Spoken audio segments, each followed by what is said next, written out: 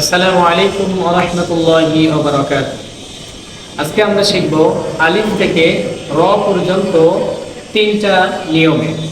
প্রথম নিয়ম, এক একটি হরফ এক একটি দমে উচ্চারণ করা, এবং দ্বিতীয় নম্বর নিয়ম হচ্ছে পাঁচটি হরফ একত্রে একসঙ্গে উচ্চারণ করা, এবং তিন নাম্বার নিয়ম হচ্ছে কোন হরফের উপরে নুক্তা আছে কার উপরে নেই সে সম্পর্কে।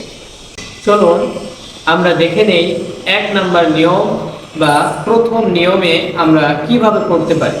আলিফ আলিফ বা বা তা তা জিম। এবার দ্বিতীয় নাম্বার নিয়ম আমরা শিখব। আলিফ বা তা সা জিম, আলিফ বা তা সা জিম।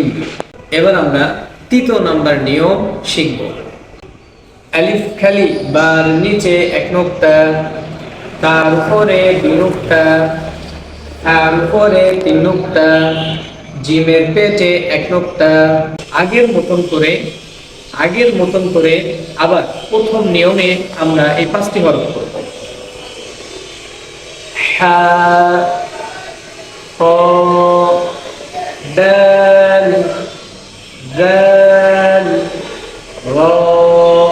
আমরা দ্বিতীয় নাম্বার নিয়ম অনুযায়ী করব।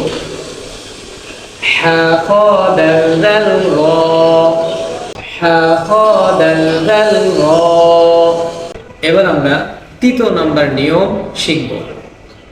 হা খালি খর উপরে এক নুক্তা, দাল খালি দালের উপরে এক নুক্তা, র খালি।